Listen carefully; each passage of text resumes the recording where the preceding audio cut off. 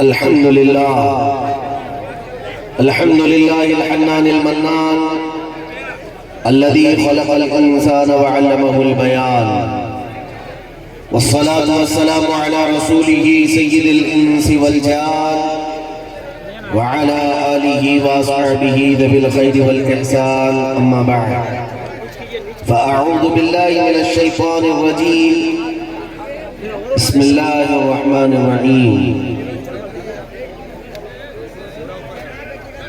قل إن كنتم تحبون الله فاتبعوني يحببكم الله ويغفر لكم ذنوبكم والله غفور رحيم. صدق الله مولانا العظيم، وبلغنا رسوله النبي الأمين المتين المختار الكريم، ونحن على ذلك من الشاهدين والشاكرين والحمد لله رب العالمين. بارگاہ رسالت معاب صلی اللہ علیہ وسلم میں درود پاک کا ہدیہ پیش کریں. اللہم صل علی سیدنا و مولانا محمد معدن الجود والکرم وآلہ واصحابہ الکرام وابنہ الکریم وبارک وسلم صلاة دائمة سرمدا ابدا. عزیزان گرامی وقار و حاضرین اجلاس، رات کی اس تاریکی میں اتنے بڑے مجمع کی یہ گرمی بتا رہی ہے کہ زمین پر سے عاشقان رسول فوت نہیں ہوئے، چاہے وہ ہندوستان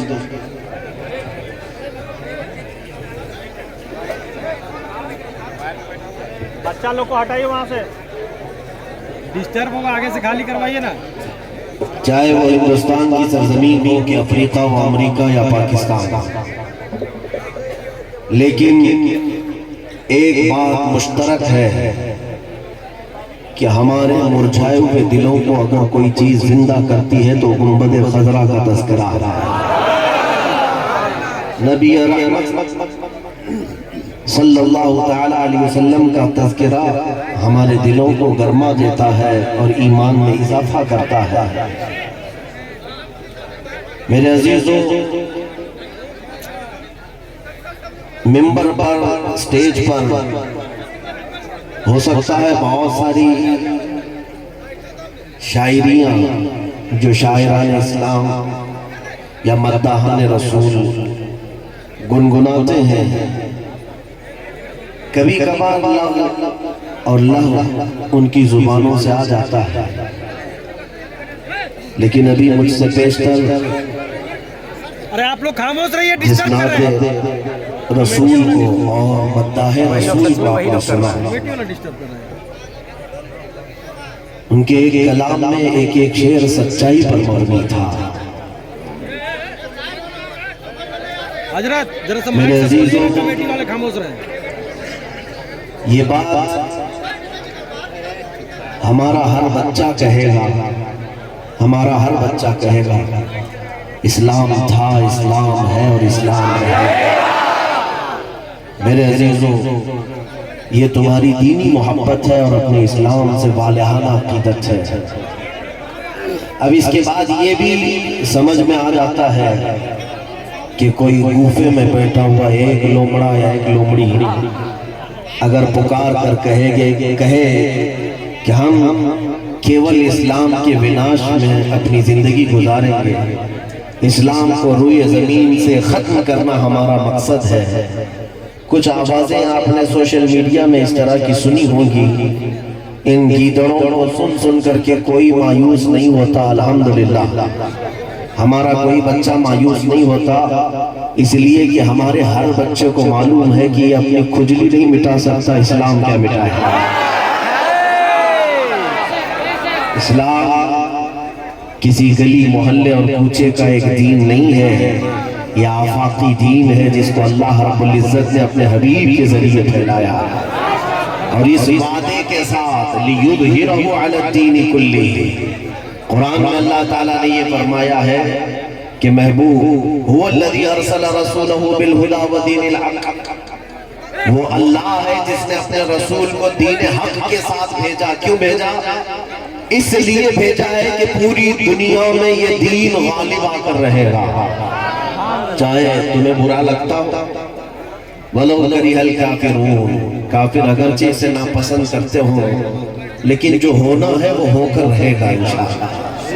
بلکہ میرے عزیزوں، ہم تو اس انتظار میں راتیں کاٹ رہے ہیں کہ وہ زمانہ آئے جب امام مہدی کا ظہور ہو، اور پھر وہ مکہ مکرمہ کی سرزمین سے دمشق کی طرف چلے تو جوق در جوق مسلمانوں کے قافلے ان کے ساتھ ہوں گے، اور پھر دنیا دیکھے گی، پھر پکار کر کے کہے گی جو شاعر اسلام ابھی کہہ رہے تھے، اسلام تھا، اسلام ہے۔ یہ آئے گا، وقت آئے گا، وقت آئے گا، اور مایوس اور نا امید ہونے کی ضرورت نہیں۔ میں چند باتیں آپ کے سامنے عرض کروں گا کہ میرے عزیزوں، تمہارے اندر جو سب سے بڑی طاقت و قوت ہے وہ کون سی ہے؟ تمہارے پاس سب سے بڑی دولت کون سی ہے؟ غربت غربت نے ہم کو مار رکھا ہوگا، جہالت نے ہمیں توڑ رکھا ہوگا، قیادت کا فقدان ہمیں مکمل منتشر کر رکھا ہوگا، لیکن اس کے باوجود ایک دولت ہمارے پاس ہے، ایک دولت ہمارے پاس ہے۔ وہ کون سی چیز ہے؟ رسول کریم صلی اللہ علیہ وسلم کے زمانے پاک میں ایک بار ایسا ہوا کہ ایک جنگ سے واپس آنے کے بعد مال غنیمت میرے آقا نے تقسیم کیا۔ مکہ والے بھی تھے، مدینے والے بھی تھے، مہاجرین بھی تھے، انصار بھی تھے۔ جو ہجرت کر کے آئے مکہ سے ان کو مہاجر کہا جاتا ہے، جو مدینے میں پہلے سے تھے ان کو انصار کہا جاتا ہے۔ تو جب مال غنیمت تقسیم کیا جا رہا تھا تو میرے آقا صلی اللہ علیہ وسلم نے مکہ والوں کو تھوڑا مال زیادہ دے دیا اور مدینے والوں کو مال تھوڑا سا کم ملا۔ توجہ چاہتا ہوں میرے عزیز، مال نہ ہونا کیا یہ ہمارے پستی کا سبب ہے؟ مال کی کمی ہمارے انحطاط کی وجہ ہے؟ ہمارے گر جانے کا سبب یہ مال نہ ہونا ہے؟ توجہ، جب ایسی تقسیم ہوئی تو انصار صحابہ میں باتیں ہونے لگ گئی آپس میں کہ رسول اللہ نے اپنے گاؤں والوں کو، مکہ والوں کو تھوڑا مال زیادہ دے دیا، حالانکہ مدینے والے حضور صلی اللہ علیہ وسلم کے میزبان ہیں، آئے ہوئے صحابہ کا خوب خیال رکھا، اپنے گھر بار دیے، لیکن مال ان کو زیادہ ملا۔ یہ باتیں پھیلتی رہی یہاں تک کہ حضور اکرم صلی اللہ علیہ وسلم تک بھی یہ بات آ گئی۔ نبی پاک صلی اللہ علیہ وسلم نے حضرت سعد جو انصار کے سردار تھے بلاتے ہیں اور فرماتے ہیں میں نے سنا ہے کہ تمہاری جماعت میں ایسی ایسی باتیں چل رہی ہیں تقسیم مال کو لے کر کے، کیا یہ بات صحیح ہے؟ انہوں نے کہا ہاں یا رسول اللہ، مدینے میں ایسی باتیں گشت کر رہی ہیں۔ حضور پاک نے فرمایا بلاؤ سارے انصار صحابہ، سب کو بلایا، اور اس کے بعد نبی پاک صلی اللہ علیہ وسلم نے جو فرمایا وہی میرا بیان کرنے کا مقصد ہے اور غرض ہے۔ سنو، انصار صحابہ کو بلا کر میرے آقا نے فرمایا اے میرے انصار صحابہ، کیا اس بات کو تم تسلیم نہیں کرتے کہ تم گمراہ تھے، اللہ نے میرے ذریعے تمہیں ہدایت عطا کی؟ انصار نے کہا ہاں یا رسول اللہ۔ حضور نے فرمایا کیا تم پہلے ذلت میں تھے، اللہ نے میری بدولت تمہیں عزت نہیں عطا کی؟ انصار نے کہا ہاں یا رسول اللہ، ہمیں جو کچھ بھی عزت ملی وہ آپ کے ذریعے سے۔ نبی پاک صلی اللہ علیہ وسلم نے یہ سوالات کرنے کے بعد جو آخری جملہ ارشاد فرمایا وہ کیا ہے؟ فرماتے ہیں وہی چیز آج ہمارے پاس ہے، وہی چیز ہمارے پاس ہے آج۔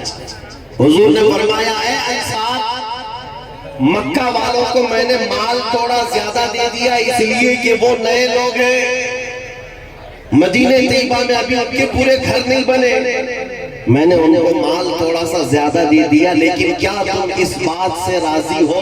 توجہ، حضور پاک فرماتے کیا تم اس بات سے راضی ہو کہ وہ لوگ مال لے جائیں اور تم اللہ کا رسول لے جاؤ؟ انصار صحابہ کہتے ہیں پھر ہماری آنکھوں سے خوشی کے اتنے آنسو بہے کہ ہماری داڑیاں بھیگ گئی کہ پھر اب پوری دنیا چلی جائے اللہ کا رسول ہمارے پاس۔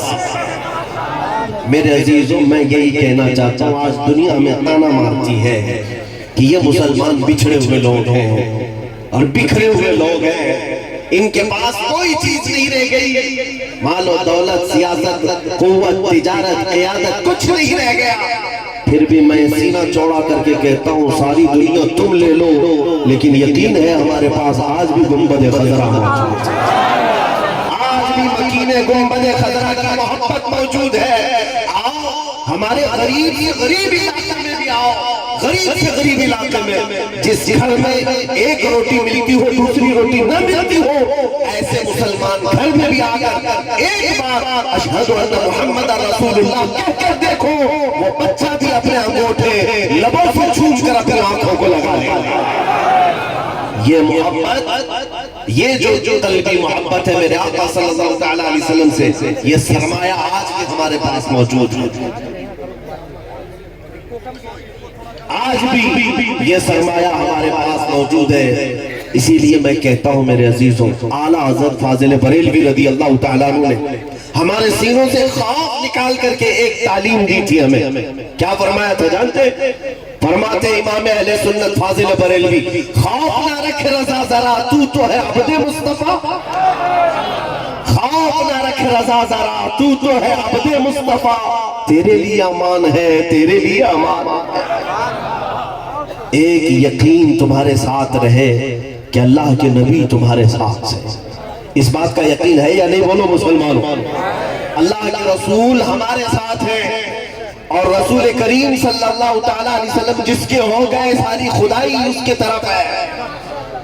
ایک صحابی حضرت سفینہ کہتے ہیں میں جنگل میں راستہ بھول گیا، اچانک ایک شیر کو دہاڑتے ہوئے دیکھا میری طرف آ رہا تھا، اور وہ جنگل میں کوئی مدد کے لیے نہیں ہے، جب وہ درندہ دہاڑتے ہوئے میرے قریب آیا، اس سفینہ صحابی نے کیا کیا؟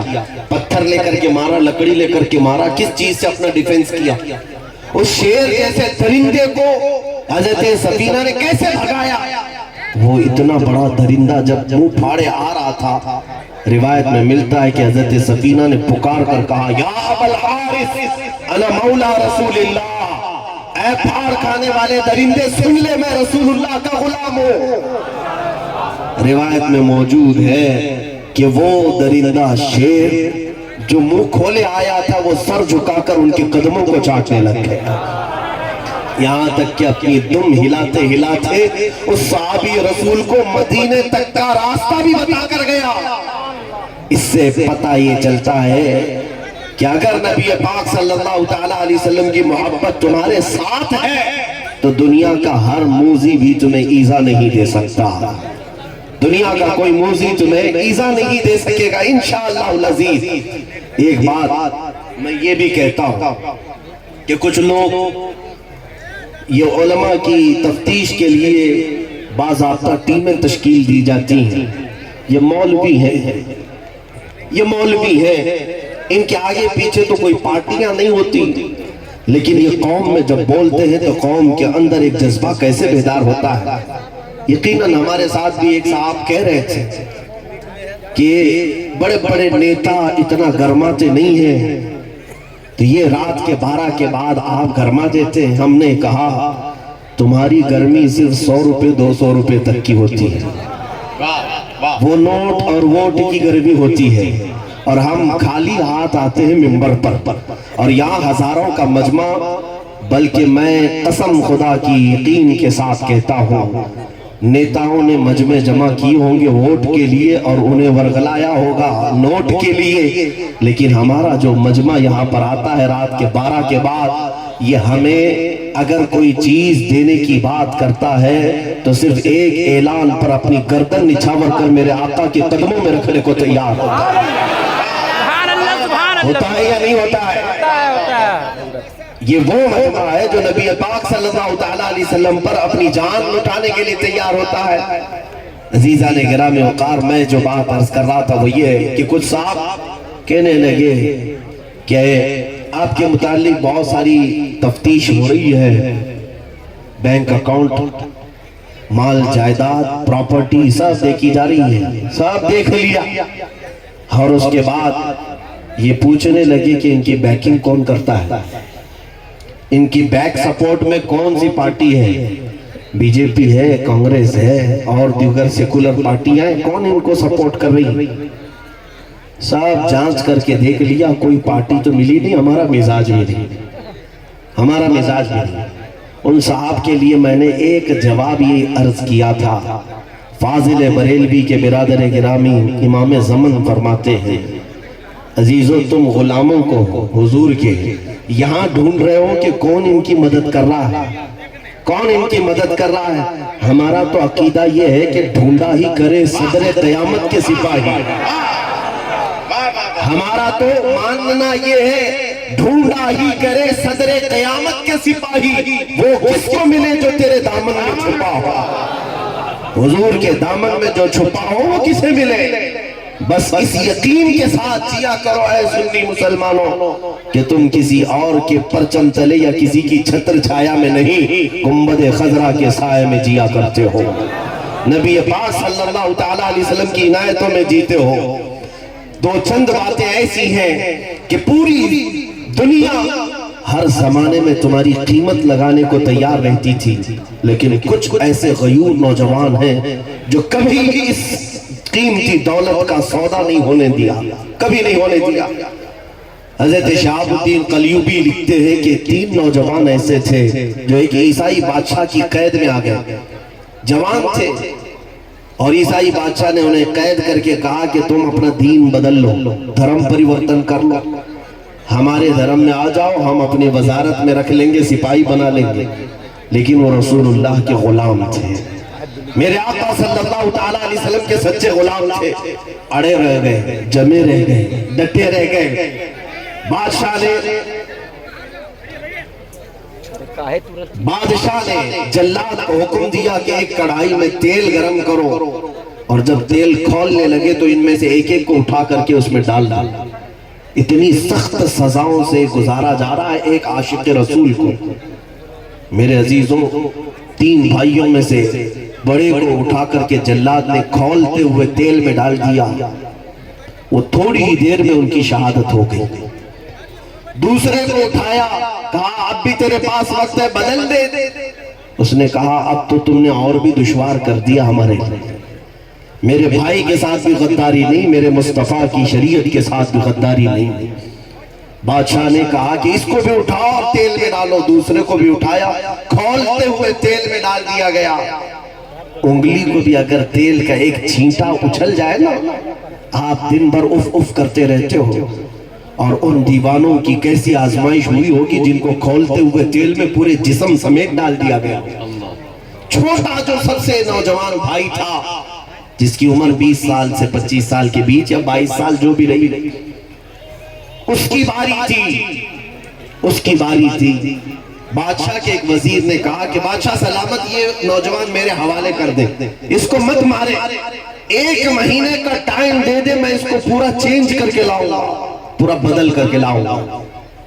بادشاہ نے کہا ٹھیک ہے 1 مہینے کا ٹائم ہے، لیکن حفاظت کے ساتھ لے جا اور رکھ۔ وہ وزیر اس نوجوان کو اپنے گھر لے گیا اور لے جا کر کے کیا کیا جانتے ہیں؟ دنیا آج بھی تمہارے ساتھ وہی کر رہی۔ پہلے دیکھتی ہے موب لنچنگ کر کے تمہیں مار کر کے ڈرایا جائے کہ تم محمد محمد کہنا بھول جاؤ، اللہ اللہ کہنا چھوڑ دو۔ لیکن جب تم ان باتوں سے نہیں ڈرتے تو اس ظالم دنیا کے پاس جو دوسرا حربہ ہے وہ کیا ہے؟ سنو، سختیاں کر کے دیکھتے ہیں، جب تمہارے قدم نہیں ڈگمگاتے تو پھر وہ وزیر کیا کرتا ہے؟ اپنے گھر لے جا کر اپنی حسین و جمیل خوبصورت لڑکی کو اس نوجوان کے پیچھے لگا دیتا ہے کہ تو اپنے حسن کی طرف اسے مائل کر لے، اپنا دیوانہ بنا لے، اپنی محبت میں اسے گرفتار کر دے۔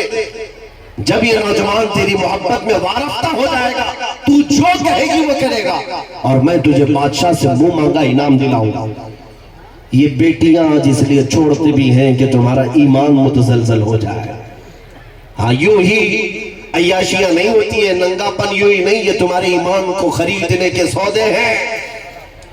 آج جو کچھ بھی تم دیکھ رہے ہو، بہت سارے نوجوان، میں یہ کہتا ہوں اگر تمہاری آنکھیں اتنی ہلکی ہیں کہ یہ چکا چوند کو دیکھ کر کے تم بک جاتے ہو، تو پھر تم نے اپنے نبی پاک کی محبت کے ساتھ غداری کیا۔ اس چھوٹے نوجوان کے پیچھے اس وزیر نے حسین و جمیل بیٹی کو لگا دیا، لیکن ہوتا کیا تھا؟ رات کا وقت ہوتا، وہ حجرے میں جاتی، جیسے ہی وہ لڑکی کمرے کے اندر آتی، اس نوجوان کا حال یہ تھا، یہ مصلی بچھاتا سجدے میں چلا جاتا، سجدے میں چلا جاتا، اٹھتا ہی نہیں۔ وہ بیٹھی رہتی، کبھی اونگتی تھی، کبھی ڈولتی تھی کہ اب اٹھے گا، تب اٹھے گا، مجھے دیکھے گا۔ رات گزر جاتی، چلی جاتی، 1 رات 2 رات 3 رات، یہاں تک کہ 25 راتیں گزر گئی، مگر اس جوان کا سجدہ ختم نہیں ہوا۔ ایک رات آئی، مہینہ ختم ہونے سے پہلے وہ اپنے ٹارگٹ پر عمل کر ہی نہ سکی، اپنے باپ کو جواب کیا دیتی، اب تک یہ نوجوان دیکھا ہی نہیں۔ محبت میں فدا ہونا بہت دور کی بات ہے، دیکھ تو لے ایک بار۔ وہ سجدے میں جیسے ہی گیا، آخری رات تھی، اس خاتون نے کہا، اے کٹھور دل، اے کٹھور دل، ایک بار اپنا سر اٹھا کر میرے حسن کو دیکھ تو لے۔ مجھے دیکھنے کے لیے لوگوں کی قطاریں لگ جاتی ہیں، میرے نکاح کے لیے بڑے بڑے بادشاہوں کے شہزادوں کے پیغامات آتے ہیں، اور ایک تو ہے کہ میری طرف دیکھنا بھی نہیں چاہتا۔ اس نوجوان نے مصلی سے سر نہیں اٹھایا، سر اٹھائے بغیر کہا، اے خاتون، تو اپنے ارادے میں کامیاب نہیں ہو سکتی، واپس چلی جا، واپس چلی جا، اس لیے کہ جن آنکھوں میں مصطفیٰ کا جمال بسا ہو، جو آنکھیں اپنے نبی کے دیدار میں مر ہو چکی ہو، ان کو تیرے جیسا حسن دھوکہ نہیں دے سکے گا۔ ہاتھ اٹھا کر نعرہ رسالت، محفظ ناموس رسالت، حضرت علامہ مفتی سلمان اظہری۔ جب اس کی حقانیت پر جمی ہوئی یہ استقامت کو اس خاتون نے دیکھا تو کہنے لگی، اب سر اٹھا، اب سر اٹھا، میں اپنی محبت میں تجھے فدا نہ کروں گی، بلکہ میں تیری محبت میں فدا ہو چکی ہوں۔ تجھ جیسا حق نوجوان میں نے آج تک نہیں دیکھا۔ سر اٹھا، جس خدا کی تو عبادت کرتا ہے، جس مصطفیٰ کے حسن میں تو مستغرق ہے، ذرا مجھے ان کا دیوانہ تو بنا لے۔ وہ نوجوان اٹھا اور اس خاتون کو دائرہ اسلام میں داخل کیا۔ یہ ہے ہماری فتح، اسلام تھا، اسلام ہے اور اسلام ہے۔ میرے عزیزوں، اس نوجوان نے کہا کہ ہم اجنبی ہیں، ہم غیر محرم ہیں، اس طرح رہ نہیں سکتے۔ اس خاتون نے کہا، یہ دیار غیر ہے، ہمیں یہاں سے نکلنا ہوگا۔ وہ خاتون کہتی ہے، میں تیرے لیے راستہ ہموار کرتی ہوں، جب تو یہاں سے نکل کر جائے تو مجھے بھی ساتھ لے جائے، ہم دونوں نکاح کر لیں گے۔ اس خاتون کی بات پر وہ نوجوان رات کے وقت نکلا۔ وہ نوجوان لڑکی اس جوان شہزادے کو لے کر نکل پڑی۔ شہر سے باہر بھی ابھی نہیں گئے تھے، گھوڑوں کے دوڑنے کی آواز آئی، ایک فوج پیچھے دوڑتی ہوئی آئی۔ یہ دونوں ڈر گئے، یہ نوجوان لڑکا اور لڑکی ڈر گئے، ڈر کر کے ایک درخت کے پیچھے چھپ گئے۔ کہا کہ بادشاہ کو شاید خبر ہو گئی یا وزیر کو خبر ہو گئی، اس لڑکی کے باپ کو ہمیں پکڑنے کے لیے فوج بھیجی گئی ہے، اب کیا ہوگا؟ دونوں ڈرے سہمے درخت کے پیچھے کھڑے تھے۔ وہ آنے والی فوج قریب آئی، قریب آ کر کے اس فوج میں سے کسی نے آواز دی، اے فلاں بن فلاں باہر آ جا۔ لڑکی کا بھی نام لیا، لڑکے کا بھی نام لیا، باہر آ جاؤ۔ یہ نوجوان شہزادہ جب باہر آتا ہے تو دیکھتا ہے یہ بادشاہ کی فوج نہیں، بلکہ یہ فوج کے اندر اس کے شہید دونوں بھائی گھوڑے پر سوار آئے ہوئے ہیں، جن کو مہینہ بھر پہلے بادشاہ نے کھولتے ہوئے تیل میں ڈال دیا تھا۔ وہ نوجوان دونوں گھوڑے پر سوار آئے ہوئے ہیں۔ اس نے دیکھتے ہی کہا، بھائی جان آپ کیسے؟ ان دونوں بھائیوں نے کہا، ہے ہمارے ننھے بھائی، کیا تجھے معلوم نہیں اللہ کی راہ میں جو مارا جاتا ہے وہ مردہ نہیں ہوتا، وہ مردہ نہیں ہوتا، اللہ نے تصرف عطا کیا ہے۔ اور یہ جو تو جماعت دیکھ رہا ہے، یہ بادشاہ کی فوج نہیں، یہ رسول اللہ کے صحابہ، بدری صحابہ، خندقی صحابہ ہیں، جو تیری برات میں آ جائے ہوئے ہیں، تیرے نکاح میں آ جائے ہوئے ہیں۔ عزیزان گرامی وقار، یہ کیسی کیفیت ہوگی؟ عشق رسول ہی کی تو یہ دولت ہے۔ اخیر میں اس چھوٹے سے بھائی نے غم کے ساتھ، میری تقریر کا خلاصہ یہی ہے، میری گفتگو کا لب لباب حاصل کلام یہی ہے، اگر اس بات کو سمجھ لیا تو زندگی بھر تم ڈر سے اور خوف سے آزاد ہو جاؤ گے۔ اس نوجوان نے اپنے دونوں بڑے بھائیوں سے کہا، بھائی جان، جب وہ بادشاہ کھولتے ہوئے تیل میں آپ کو ڈال رہا تھا، تیل نے اس قدر گرمی تھی کہ ہاتھ قریب لے جائیں تو چمڑی اتر جائے. آپ کا جسم جب اس تیل میں گیا کتنی دردناک تکلیف ہوگی, کیسی اذیت آپ نے برداشت کی. وہ دونوں گھوڑے پر سوار جوانوں نے ہنستے ہوئے کہا, اے بچے, اے ہمارے جوان بھائی, کس تکلیف کی بات کر رہا ہے؟ ہمیں پتہ ہی نہیں چلا کب تیل میں ڈالا گیا, کب روح نکلی. اس لیے کہ جس وقت جلاد ہمیں تیل میں ڈال رہا تھا سامنے جمال مصطفیٰ.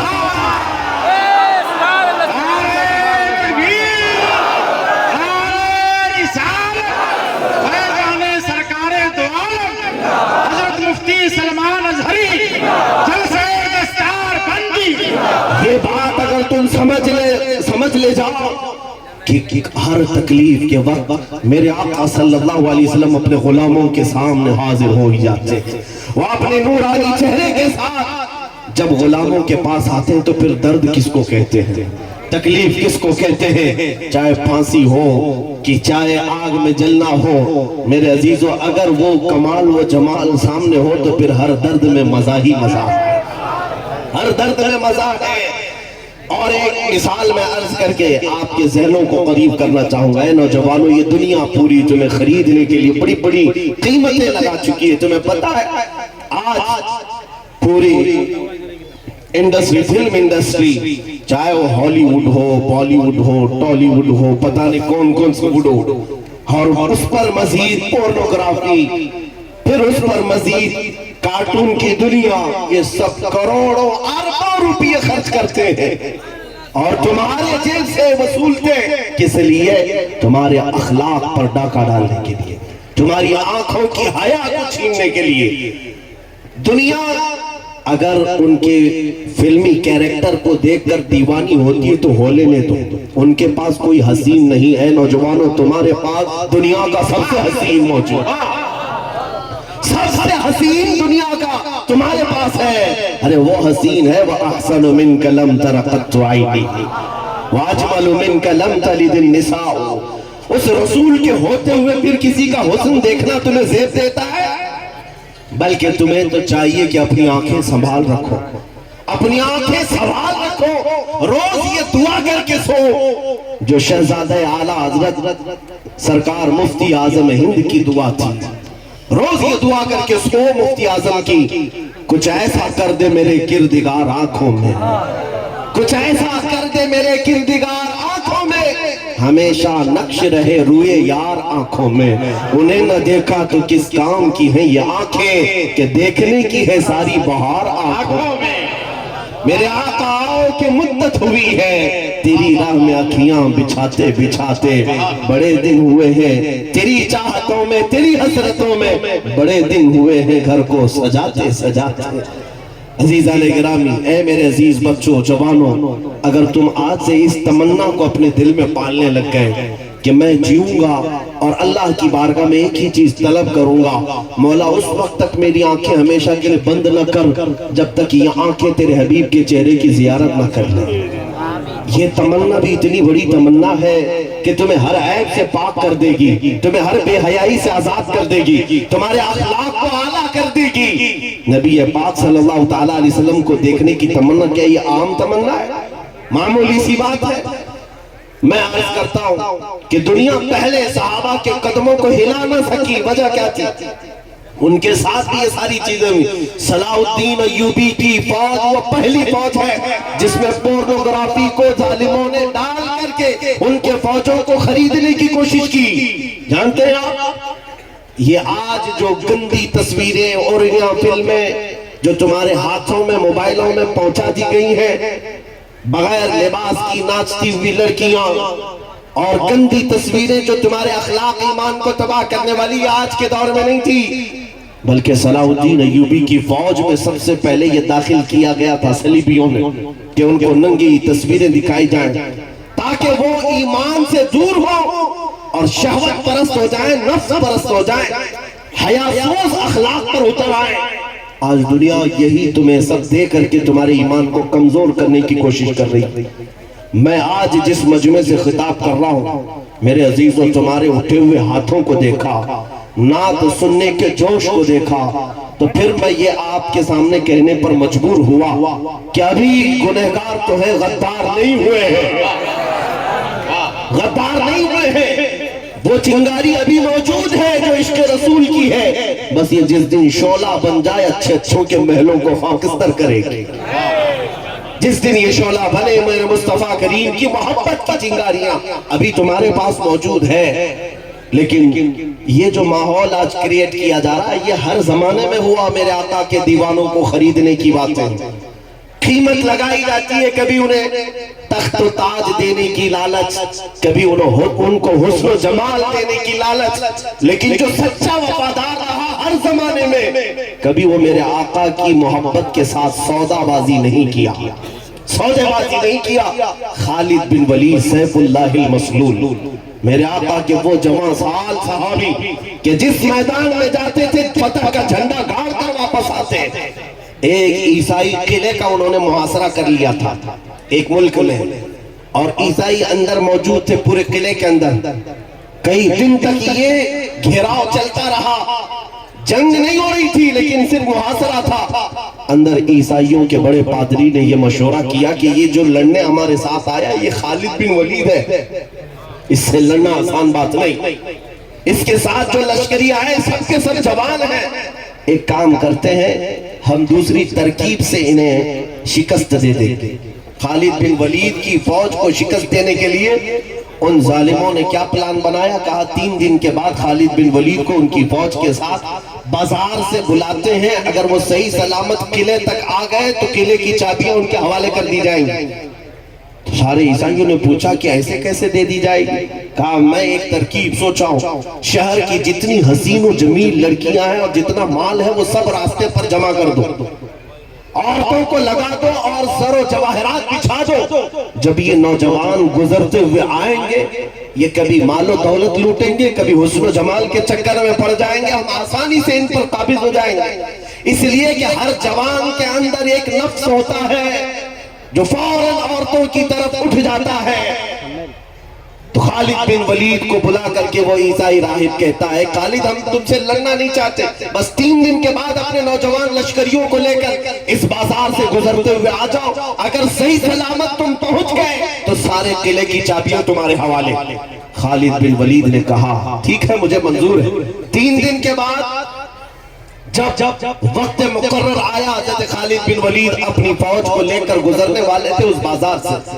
بازار میں داخل ہوتے ہی جیسی ہی آپ کی نظر وہاں پر پڑتی ہے اور یہاں لباس میں حسیناؤں کو کھڑا کیا گیا ہے، زر و جواہرات بچھایا گیا ہے۔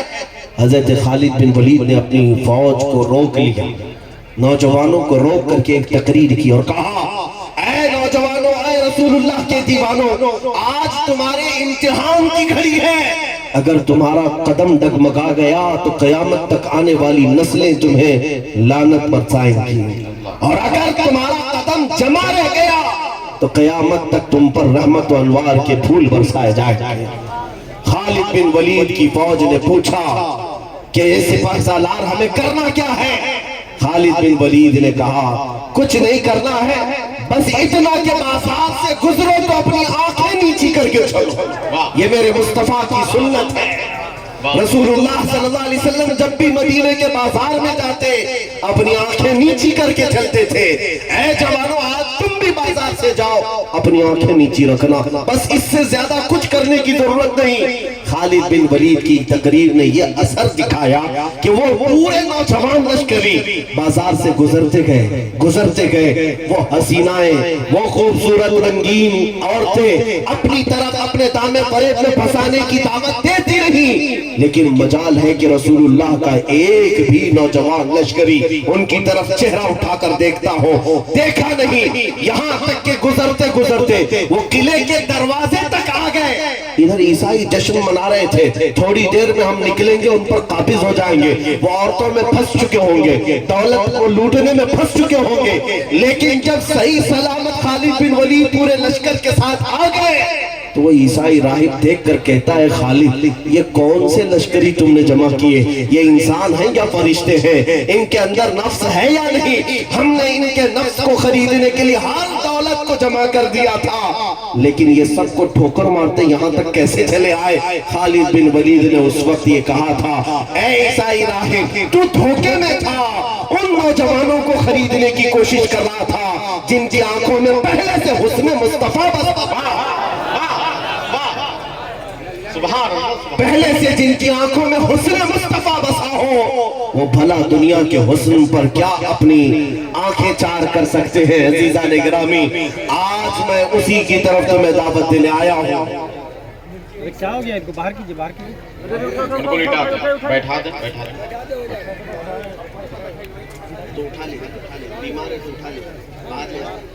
باہر لے جائیے، باہر لے جائیے ادھر سے۔ درود پاک پڑھ لیں۔ اللہم صلی علی سیدنا و مولانا محمد معدن الجود والکرم وآلہ واصحابہ الکرام وابنہ الکریم وبارک وسلم صلاة دائمتا سرمدا ابدا۔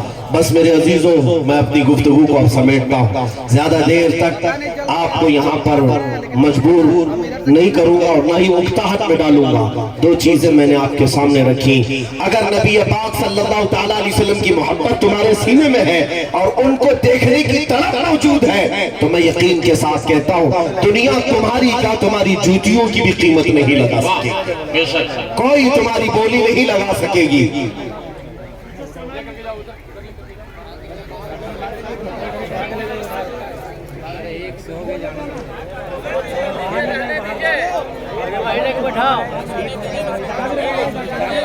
volunteer حضرات